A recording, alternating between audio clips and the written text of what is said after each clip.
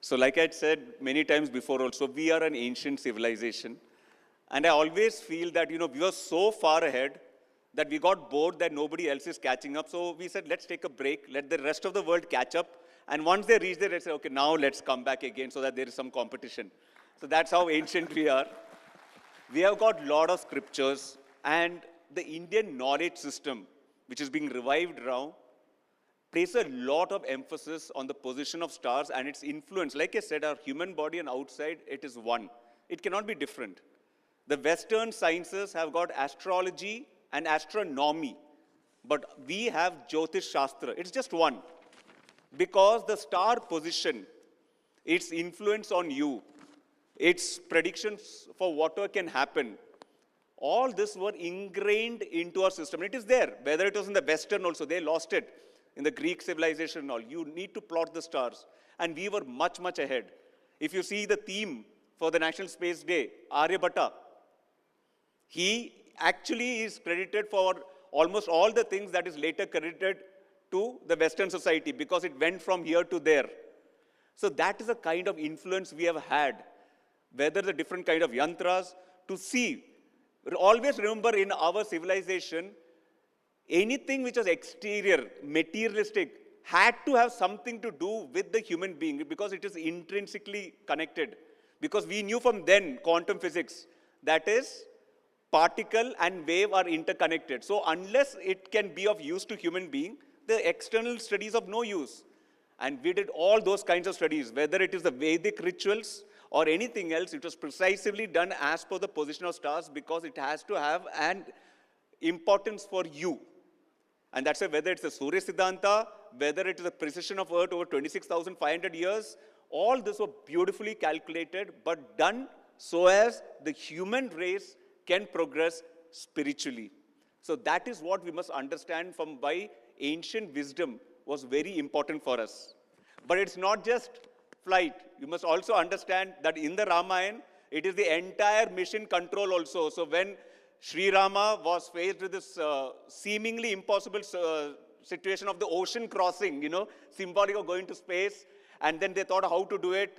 Hanumanji decided to take the one big leap of faith like an astronaut and go the other side as a Gaganyaan. We had the mission control and everybody helping him to make sure that that courage was done. He goes there, everyone supported so that he goes there and comes back with Ma Sita. The first space mission was totally successful, and we shall make sure that in our Gaganyaan is successful. Thank you. Okay, down to Earth and up in space. So the first thing which came to my mind is something like what my wife would say, that irrespective of where you are, I'll find you, catch you, and give you work. Whether you're down to Earth, up in space. So that is the first thing which came to my mind. Okay, so now next, on a serious note, I would say the first perspective is very physical. That means for anything and everything that we do in space, it has to have some kind of usefulness on Earth.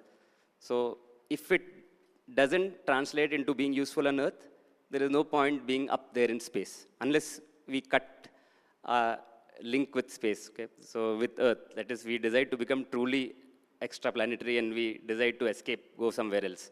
Till then, we have to be down to Earth, up in space, and connect both of them. Whatever we do there should reflect in useful things back on Earth.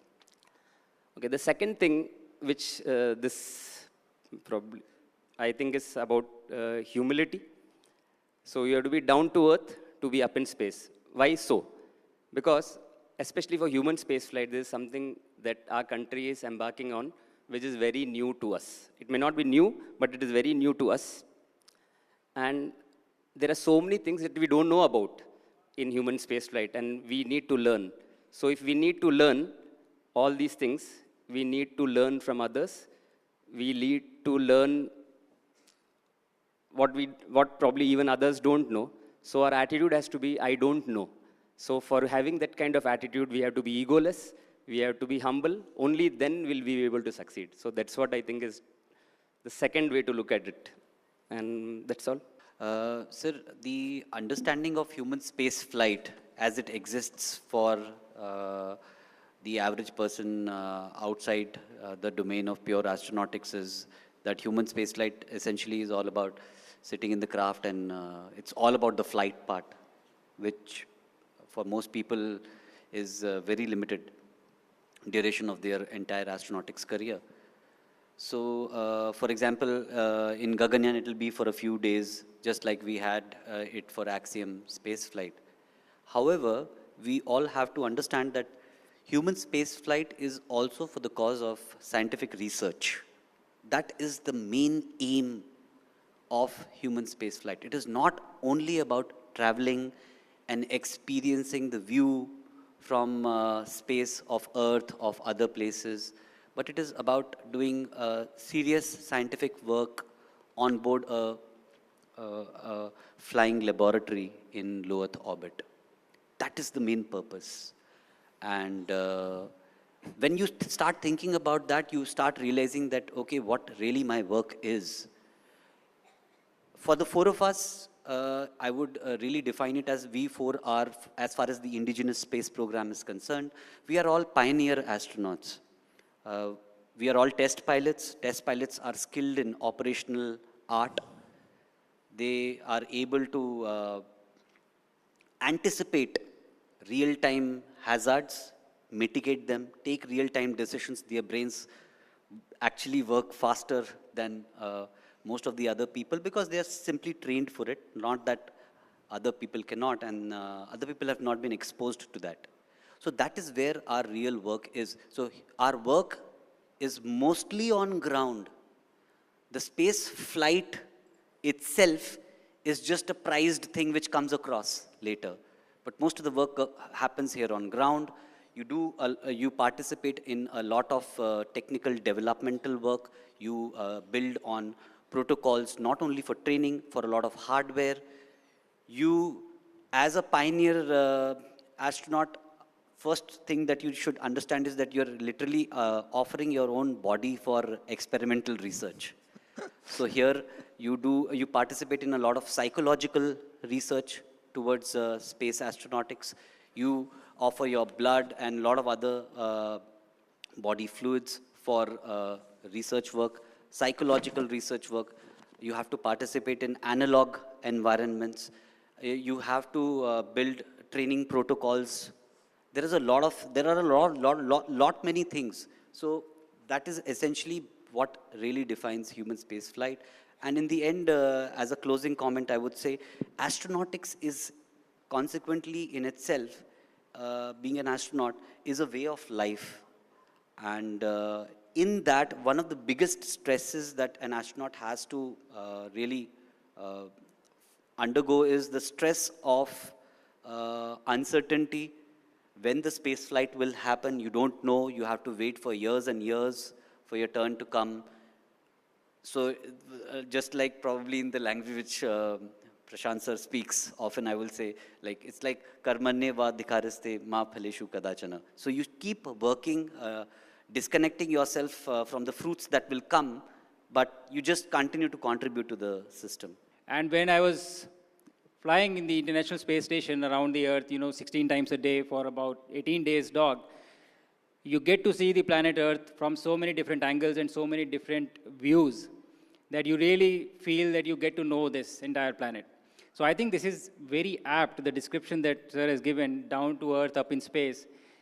I got to know this planet much better by going and traveling to space, by seeing it from the outside in.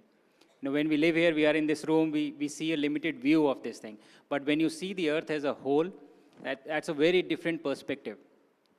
So I think the farther you go, the perspective you get is how valuable this planet is for us. And it's a very strong feeling, you cannot really miss it. And I think that was the biggest takeaway for me. So this tagline for space is, I think, very apt, down to Earth, up in space. And I think space really has this transformational capability of transcending the borders and, unifying nature.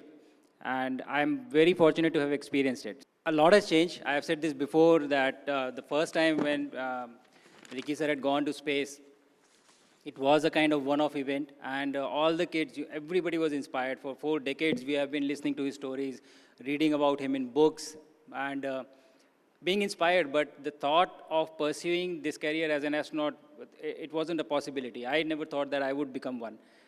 But today, where we sit and what we are talking, we are talking, the theme of this conference is Aryabhatta to Gaganyaan. Gaganyaan is a human space mission, taking one Indian to space or 2 Indians to space. So I think that this is the biggest indication of how far we have come from where we were. This time, my mission that has happened, Axiom 4 mission, and I see kids being excited and inspired by that mission. Even on orbit, there were kids who asked me, how do we become an astronaut? And this is a serious question. It is not that they don't have a possibility now. They have a possibility. They can be. So I think that is a huge jump from where we were to where we are today.